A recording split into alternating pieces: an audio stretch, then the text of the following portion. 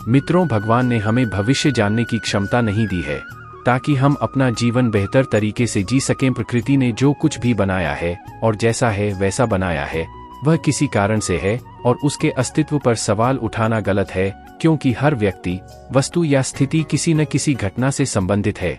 जो घटित होनी है वह होकर रहती है। कुछ ऐसे ही घटना एक पंडित के साथ होती है जो अपनी मृत्यु को जानते हुए भी उसे टाल नहीं सका। दोस्तों, कहानी को पूरा समझने से पहले एक बार वीडियो को लाइक, शेयर, कमेंट जरूर कर दें और हमारे चैनल को सब्सक्राइब कर दें। तो चलिए दोस्तों, जानते हैं पूरी कहानी। एक बार की बात है, एक पंडित, बहुत ज्ञानी विद्वान, अपने बचपन के करीबी दोस्त से मिलने जा रहे थे जो बचपन से ही विकलांग और गूंगा था। पंडित के मित्र का गांव बहुत दूर था और उन्हें अपने मित्र के गांव तक पहुंचने के लिए कई छोटे छोटे गांवों से होकर गुजरना पड़ता था। रास्ते में उसे एक आदमी मिला, वह आदमी भी उसके साथ चलने लगा। पंडित ने सोचा कि इतने लंबे रास्ते में साथ मिलना अच्छा है, इसलिए उन्हें कोई आपत्ति नहीं हुई। जब पंडित ने उस आदमी से नाम पूछा तो उस आदमी ने बताया कि उसका नाम महाकाल है। पुजारी को नाम बहुत अजीब लगा, लेकिन उसने उससे उसके नाम के बारे में और पूछना उचित नहीं समझा। वे दोनों चलते रहे। शीघ्र ही वे एक गांव में पहुंचे। वहां महाकाल ने पंडित से कहा, आप आगे बढ़े, मुझे इस गांव में एक संदेश देना है। मैं तुम्हें आगे रास्ते में मिलूंगा। पंडित ने उत्तर दिया, ठीक है, और अपने रास्ते पर चलता रहा। रास्ते में पंडित को पता चला कि एक आदमी को भैंस ने मार डाला है। शीघ्र ही महाकाल पंडित के पास लौट आए। चलते चलते दोनों गांव के बाहर पहुंचे। वहां उन्हें एक छोटा सा मंदिर दिखाई दिया। वहां रहने की व्यवस्था ठीक लग रही थी और पंडित के दोस्तों का गांव अभी भी दूर था, इसलिए उन्होंने रात्रि विश्राम वहीं करने का निर्णय लिया। पंडित ने महाकाल से कहा, थकावट बहुत हो गई है, अतः हमें यहीं विश्राम करना चाहिए। हम कल सुबह फिर निकलेंगे। महाकाल ने उत्तर दिया, ठीक है, लेकिन मुझे पास के गांव में किसी को कुछ वस्तु देनी है, तो मैं वो देकर आऊंगा। इतना कहकर महाकाल चले गए। थोड़ी देर बाद पंडित ने देखा कि गांव से धुआं उठ रहा है और धीरे धीरे पूरे गांव में आग लग गई है। यह वही गांव था जहां पर महाकाल गए थे। यह देखकर पंडित को आश्चर्य हुआ और उसने मन ही मन सोचा, यह महाकाल जहां भी जाते हैं वहां किसी न किसी प्रकार की हानि क्यों होती है, जरूर कुछ गड़बड़ है। कुछ देर बाद महाकाल मंदिर लौट आए। सुबह होते ही दोनों अपने गंतव्य की ओर चल पड़े। कुछ देर बाद एक और गांव आया और महाकाल ने पंडित से कहा, आप आगे बढ़े, इस गांव में मुझे भी कुछ काम है, इसलिए मैं आपसे रास्ते में बाद में मिलूंगा।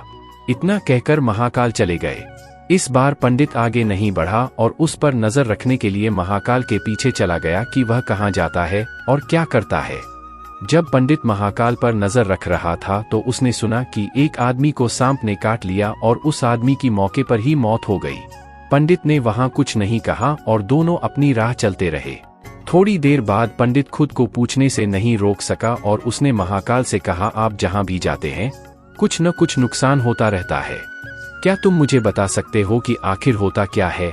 महाकाल ने पंडित को जवाब दिया, आप एक बुद्धिमान व्यक्ति लगते हैं, इसलिए मैं आपके साथ चलने लगा, क्योंकि बुद्धिमानों की संगति हमेशा अच्छी होती है। लेकिन फिर भी तुम्हें समझ नहीं आया कि मैं वास्तव में कौन हूँ? पंडित ने उत्तर दिया, मैं समझ गया हूँ, लेकिन फिर भी मैं अपना संदेह दूर करना चाहता हूँ।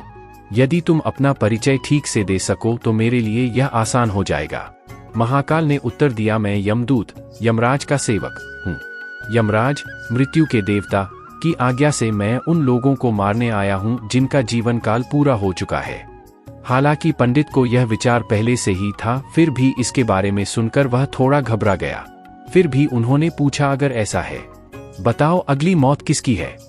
महाकाल ने उत्तर दिया, अगली मृत्यु तुम्हारे मित्र की है जिससे तुम मिलने जा रहे हो और तुम उसकी मृत्यु का कारण बनोगे। यह सुनकर पंडित दंग रह गया और बहुत परेशान हुआ। उसने मन ही मन सोचा, यदि महाकाल ने जो कहा वह सत्य है तो मेरे मित्र की मृत्यु हो जाएगी और उसका कारण भी मेरा ही होगा। मैं उसकी मौत का कारण नहीं बनना चाहता। मुझे उनसे मिलने उनके गांव नहीं जाना चाहिए। जब पंडित यह सोच ही रहा था तो महाकाल ने कहा, मैं जानता हूं कि तुम क्या सोच रहे हो, लेकिन अपने मित्र से न मिलने से भाग्य नहीं बदल जाएगा। आपके मित्र की मृत्यु निश्चित है और यह अगले कुछ ही क्षणों में होने वाली है। महाकाल के मुंह से यह बात सुनकर पंडित हैरान रह गया, क्योंकि महाकाल उसके मन की बात जान गए थे। इससे पंडित को विश्वास हो गया कि महाकाल सचमुच यमदूत हैं। इसलिए वह तुरंत अपने गांव लौटने के लिए वापस मुड़ गया। लेकिन जैसे ही वह पीछे मुड़ा तो उसने देखा कि एक आदमी तेजी से उसकी ओर आ रहा है। जब वह आदमी करीब आया तो पंडित को एहसास हुआ कि यह उसका दोस्त है जिससे वह मिलने जा रहा है। उसे देखकर पंडित को एहसास हुआ कि उसका दोस्त बहुत थक गया है और ऐसा लग रहा है कि वह काफी देर से उसका पीछा कर रहा है। जैसे ही दोस्त पंडित के पास पहुंचा तो अचानक गिर पड़ा और उसकी मौत हो गई। पंडित ने आश्चर्य भरी नजरों से महाकाल की ओर देखा, मानो पूछ रहा हो कि उसके मित्र को क्या हो गया। महाकाल को बात समझ आ गई और उसने कहा, तुम्हारा दोस्त पिछले गांव से तुम्हारा पीछा कर रहा था, लेकिन गूंगा और एक पैर से विकलांग होने के कारण वह तुम तक नहीं पहुंच सका। नहीं वह तुम तक पहुंच सका और न ही तुम्हें बुला सका। उसने आप तक पहुंचने के लिए अपने शरीर की सारी ताकत लगा दी, लेकिन बुढ़ापे में शरीर में इतनी ताकत नहीं रहती। इसलिए आपके दोस्त की दिल का दौरा पड़ने से मृत्यु हो गई और आपके कारण ही उसने अपने शरीर की सीमा लांघी। वह आपके पीछे दौड़ रहा था, पहुंचने की कोशिश कर रहा था। यह सुनकर पंडित को एहसास हुआ कि महाकाल अवश्य ही यमदूत हैं। पंडित एक ज्ञानी व्यक्ति थे और जानते थे कि मृत्यु पर किसी का वश नहीं है और सभी को एक दिन मरना है। इसलिए उस वक्त वह खुद को संभालने में कामयाब रहे। पंडित को उत्सुकता हुई और पूछा, क्या आप मुझे बता सकते हैं कि मेरी मृत्यु कब और कैसे होगी? महाकाल ने उत्तर दिया, हालांकि किसी भी सामान्य प्राणी के लिए यह जानना उचित नहीं है, क्योंकि कोई भी प्राणी अपनी मृत्यु के बारे में जानकर परेशान हो जाता है। लेकिन आप एक बुद्धिमान व्यक्ति हैं और यह देखकर कि आप अपने मित्र की मृत्यु को कैसे स्वीकार कर पाए, मुझे ऐसा लगता है कि आप अपनी मृत्यु के बारे में जानने के बाद भी परेशान नहीं होंगे। आज से ठीक 6 महीने बाद किसी दूसरे राजा के राज्य में फांसी लगने से तुम्हारी मृत्यु हो जाएगी और आश्चर्य की बात यह है कि तुम स्वयं अपनी फांसी को सहर्ष स्वीकार कर लोगे। महाकाल जाने लगे, क्योंकि अब उनके पास पंडित के साथ चलते रहने का कोई कारण नहीं था। महाकाल के जाने के बाद पंडित ने अपने दोस्त की मृत्यु के बाद की सभी रस्में निभाईं और अपने गांव लौट आए। कोई भी व्यक्ति कितना भी ज्ञानी क्यों न हो, अपनी मृत्यु के बारे में जानकर परेशान हो जाता है और मृत्यु से बचने का प्रयास करता है। पंडित ने भी ऐसा ही किया। चूंकि पंडित एक प्रसिद्ध विद्वान थे, इसलिए राजा भी उनके बारे में जानते थे। उसने सोचा कि राजा के पास कई बुद्धिमान मंत्री हैं और हो सकता है कि वे उसकी मृत्यु से संबंधित समस्या का समाधान खोजने में उसकी मदद कर सकें। तो पंडित राजा के दरबार में पहुंचा और राजा को पूरी बात बताई। राजा ने यह समस्या अपने मंत्रियों से साझा की और उनसे सलाह मांगी।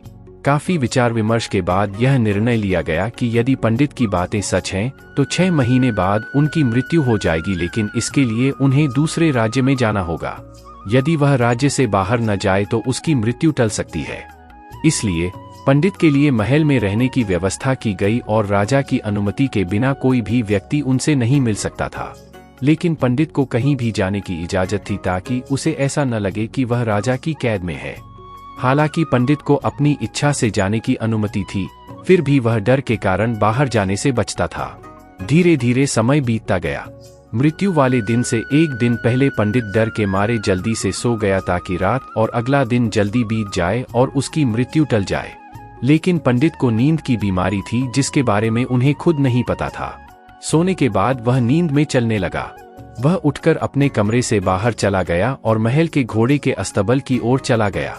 किसी ने उसे रोका या किसी प्रकार की पूछताछ नहीं की, क्योंकि सभी सेवक जानते थे कि वह राजा का विशेष अतिथि है। अस्तबल में पहुंचकर उसने सबसे तेज घोड़ा उठाया और राज्य से बाहर चला गया। नींद की बेहोशी की हालत में दूसरे राज्य में पहुंच गया। इतना ही नहीं, वह दूसरे राज्य के राजा के महल में पहुंच गया। यह संयोग था कि जब पंडित महल में प्रवेश कर रहा था तो सभी लोग और गार्ड सो रहे थे, इसलिए किसी ने भी उसे रोका या पूछताछ नहीं की। पंडित सीधे राजा के शयन कक्ष में गया जहां राजा और रानी सो रहे थे और बिस्तर पर रानी के बगल में सो गया। जब सुबह हुई तो राजा उठे और उन्होंने पंडित को रानी के बगल में सोते हुए देखा। राजा बहुत क्रोधित हुए और पंडित को गिरफ्तार कर लिया गया। पंडित को समझ नहीं आ रहा था कि वह दूसरे राज्य में कैसे पहुंच गया और सीधे राजा के शयन कक्ष में कैसे घुस गया। कुछ समय बाद राजा का दरबार लगा और पंडित को राजा के सामने पेश किया गया। जब राजा ने पंडित को देखा तो उन्हें इतना क्रोध आया कि उन्होंने पंडित को फांसी पर चढ़ाने का आदेश दे दिया। मृत्युदंड सुनकर पंडित कांप उठा। फिर उसने खुद को शांत किया और राजा से कहा, महाराज, मुझे नहीं पता कि मैं इस राज्य तक कैसे पहुंचा। मुझे याद है कि मैं अपने राजा के महल में सो गया था। मैं यह भी नहीं जानता कि मैं आपके शयन कक्ष में कैसे आया और आपके राज्य के किसी भी रक्षक ने मुझे क्यों नहीं रोका, लेकिन मैं इतना जानता हूं, मुझे आज मरना था और यह हो रहा है। राजा को यह बात थोड़ी अजीब लगी। उन्होंने पूछा, तुम्हें कैसे पता कि तुम आज मरने वाले हो?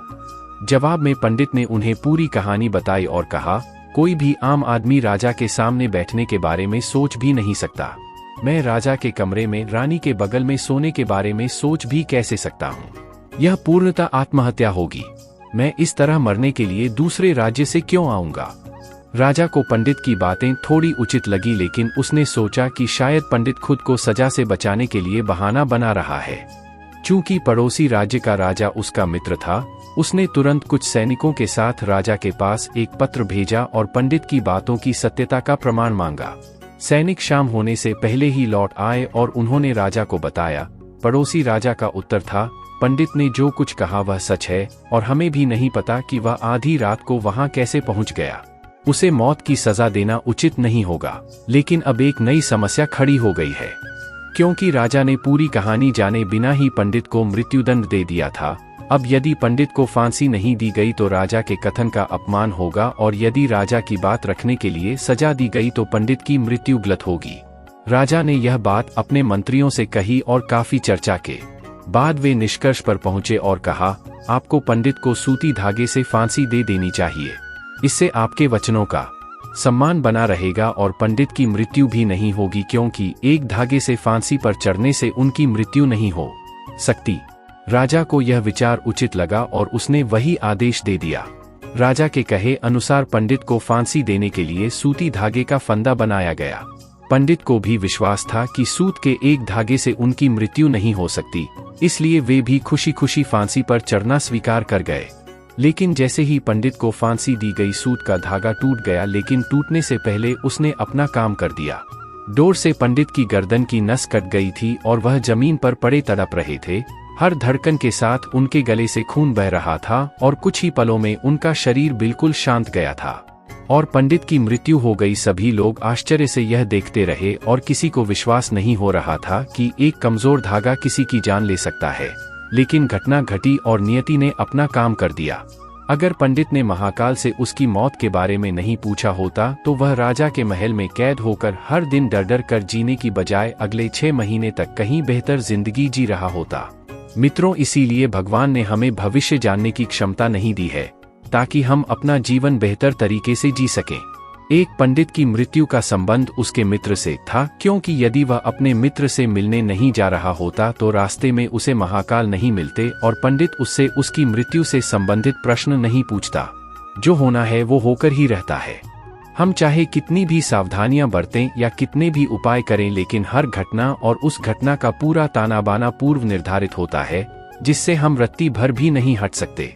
जबकि अगर पंडित अपने दोस्त से मिलने नहीं गया होता और उसका दोस्त बचपन से गूंगा और विकलांग नहीं होता तो उसकी मृत्यु नहीं होती, क्योंकि उस स्थिति में वह पीछे से आवाज देकर अपने दोस्त को रोक सकता था। यानी प्रकृति ने उन्हें बचपन से जो विकलांगता दी थी उसका संबंध उनकी मृत्यु से था।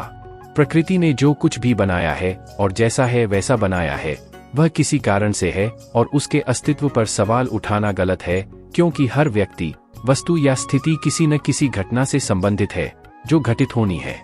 इसी प्रकार यदि पंडित को स्वयं अपनी नींद की बीमारी के बारे में पता होता तो वह पहले ही राजा को यह बात बता देता। यदि वह राजा के महल से बाहर निकलता तो कोई न कोई पहरेदार अवश्य उसे रोकता। राजा कुछ ऐसी व्यवस्था कर सकते थे जिससे पंडित नींद में जागकर कहीं न जा सके। अर्थात प्रत्येक घटना के घटित होने के लिए प्रकृति पहले से ही सारे बीज बो देती है, जो अपने निश्चित समय पर अंकुरित होकर उस घटना के घटित होने में अपना योगदान देते हैं। इसलिए प्रकृति से लड़ने का कोई मतलब नहीं है, क्योंकि हम नहीं जानते कि किस घटना के घटित होने के क्या कारण होंगे और उन कारणों से संबंधित बीज कब, कहां और कैसे बोए गए हैं।